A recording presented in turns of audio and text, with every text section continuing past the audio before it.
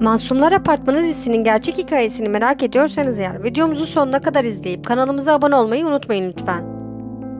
Analize başlamadan önce Kırmızı Oda karakterlerinden olan Alya, Boncuk ve Doktor Hanım'ın gerçek hikayelerine, aynı zamanda Alev Alev dizi analiz ve gerçek hikayesine oynatma listelerimizden ulaşabilirsiniz. Yayınlandığı ilk günden beri dikkatleri üzerine çekmeye başardı Masumlar Apartmanı. Hikayenin gerçek olması, oyuncuların mükemmel oyunculuklarıyla karışınca seyre değer, keyifli bir dizi çıktı ortaya. Her gün yanımızdan birçok kişi gelip geçer ve kimin nasıl bir hikayesi olduğu hakkında ufacık bir fikrimiz olmaz. Hatta bunu merak etmeyiz. Ta ki toplumun yapısına, alışılmışın dışında farklı bir davranış sergileyinceye dek. İşte aslında dizinin bu kadar merak uyandıran taraflarından biri budur.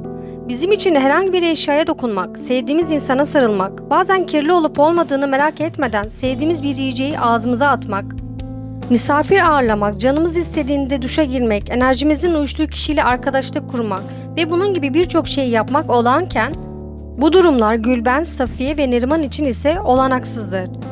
İnsan bilmediğinden korkar ve merak eder. İşte bu diziye bizi çeken nedenlerden biri de budur. Biz onların dünyasını merak ediyoruz aslında. Onların dünyasına girip kader motiflerinin nasıl zincirleme oluştuğunu anlamamız için onların çocukluklarına bakmamız lazım. Hadi bakalım. Çocuk Safiye, çocuk Gülben ve çocuk Neriman nasıl bir dünyaya doğmuş? Başlıyoruz. Safiye'nin anneannesi soğuk, donuk, iletişimi çok zayıf olan bir kadındır. Anne erkek çocuklarına paşa muamelesi yaparken Safiye'nin annesine hizmetçi gibi davranıp onu sürekli aşağılar. Yani bakacak olursak Safiye'nin annesi zalim tarafını aslında kendi annesinden almıştır.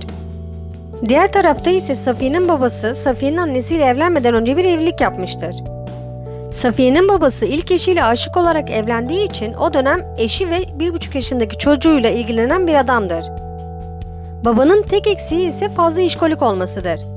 1,5 yaşındaki oğlu bir gün hastalanır ve eşi Safiye'nin babasını arayarak durumu anlatır. Ama baba iş yerinde kalması gerektiğini söyler ve gitmez. Bunun üzerine eski eş çocuğunu hastaneye götürmek için çıktığı yolda trafik kazası geçirir ve 1,5 yaşındaki oğluyla birlikte ölür. Bu denli büyük bir kaybın ardından Safiye'nin babası bir yıl boyunca ağır depresyon geçirir. Bir yılın ardından Safiye'nin anneannesi ve babaannesi bir olup Safiye'nin anne ve babasını evlendirir. Safiye'nin annesi de kendi annesinden gelen zalimliğe bir de kocasının ilgisizliği eklenince iyice zıvanadan çıkar ve her şeyden çocuklarını sorumlu tutmaya başlar. Hani erkek çocuk doğursa sanki aileyi sihirli bir değnek değecek ve kocası ona aşık olacakmış gibi zanneder. Bu arada Safiye'nin annesi aslında 7 tane çocuk doğurur. Ve doğurduğu bütün çocukların cinsiyeti de kızdır. Yani dizide anlatılan Han karakteri aslında kitapta hiç yoktur.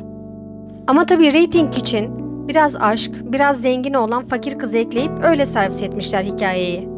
Safiye'nin annesi bütün çocuklarından o kadar nefret eder ki doğurduğu ilk 4 kız çocuğu bakımsızlıktan ve ilgisizlikten ölür. İşte çocuklar böyle bir cehennem ortamında büyümeye çalışır. Hatırlarsanız dizide bir fasulye sahnesi vardı. Fasulyeler yere düşüyor ve Safiye onları görüp çıldırıyordu. Safiye daha 11 yaşındayken regle olur ve korkarak annesinin yanına gider, durumu anlatır. Annesi elindeki fasulyeyi yere fırlatarak Safiye'ye o kadar büyük hakaretler eder ki Safiye her fasulye yere düştüğünde aynı travmayı tekrar yaşar. O yıllarda Gülben de nasibini alır tabii ki. Küçük yaşlarda altına işeyen Gülben'i cinsel organını yakmak ile tehdit etmekle kalmayan annesi, aynı zamanda gerçekten Gülben'in cinsel organını yakar. Küçücük yaşında böyle bir şiddete maruz kalan Gülben ise o günden sonra her gece altına işemeye başlar. İşte yıllar kendilerine pislik gibi davranılan, psikolojik ve fiziksel şiddetin kol gezdiği bir evde Neriman, Gülben ve Safiye için böyle gelip geçer. Lise yıllarında Safiye erkek arkadaş edinir ama tabii ki bunu annesinden gizlemek zorunda kalır. İlerleyen zamanlarda Safiye erkek arkadaşı ile doğum günü hediyesini alabilmek için buluşur. Safiye hoşlandığı çocuktan tam hediyesini alacakken annesini görüp panikler ve refleks olarak çocuğu iter.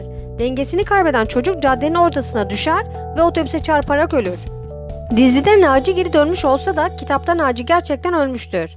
Sonrasında ise sevgilisinin ölümünden kendisini sorumlu tutan Safiye omzundaki yükle beraber annesiyle eve gider. Safiye sevdiğinin acısını bile yaşayamadan annesi Safiye'yi çok feci bir şekilde döver. Aynı şekilde ağır hakaretlerde bulunur. Annesi onu o kadar döver ki Safiye'nin kolu kırılır. Ama Safiye sebep olduğunu düşündüğü şeyin acısını kendinden çıkarmak için annesini oldukça kışkırtır. Annesi Safiye'yi o kadar çok döver ki kendi bayılacak gibi olur ve merdivenlerden yuvarlanır. Annesinin yere yuvarlandığını gören Safiye ilk etapta hiçbir şey yapmaz ve annesinin ölmesi için dua eder. Ama sonra dayanamaz ve annesini hastaneye götürür. Bu olay üzerine anne felçli alır ve Safiye annesine yıllarca bakar. Birkaç yıl sonra ise Safiye'nin annesi ölür. Safiye yaşadığı bunca travmalarla birlikte kendisini suçladığından hayatı annesi gibi yaşamaya başlar. Annesinin odasına yerleşir, onun kıyafetlerini giyer ve ondan ne öğrendiyse kardeşlerine onu uygular. Kitapta Neriman 27 yaşında çalışan bir kadındır ve ailede sözüne saygı duyulan kişidir. İlerleyen zamanlarda Neriman'ın yönlendirmesiyle Gülben Gülseren Hanım'la bir araya gelir. Gülben'den sonra Neriman da Gülseren Hanım'la seanslara başlar. Seanslarda ablalarının temizlik takıntısından, eski olan hiçbir şeyi atamamalarından bahseder Gülseren Hanım'a. Neriman seanslara devam ettiği dönemde iş yerinden biriyle sevgili olur ve evlenmeye karar verir. Tabi bu durumu Safiye ile paylaşır. Dizide Safiye nasıl ki Han ve İnci'yi birleştirmemek için psikolojik bir savaş veriyorsa, kitapta da aynı şeyi Neriman'a yapar. Safiye düğünü ertelemek için çok uğraşsa da en sonunda pes eder ve Neriman'ı isteme günü belirlenir. Neriman'ı isteme gecesinde ailede tam olarak filmler kopar. Eve gelen misafirler yüzünden ev kirlendi, her yere dokundular düşüncesiyle Gülben ve Safiye kriz geçirir. Geçirdikleri bu krizi atlatamayan Gülben ve Safiye günlerce hiçbir şeye dokunamayıp elden ayaktan düşer. Bu durumda daha fazla başa çıkamayan Neriman ise bu durumu Gülseren Hanım'a olduğu gibi aktarır ve ondan yardım ister. Neriman, Safiye ve Gülben'in seansa asla gelmeyeceğini bildiğinden Gülseren Hanım'dan kendi evlerine gelmelerini rica eder. Gülseren Hanım durumun ciddiyetini fark edince onlara gider. İlk etapta Safiye doktoru içeri bile almaz.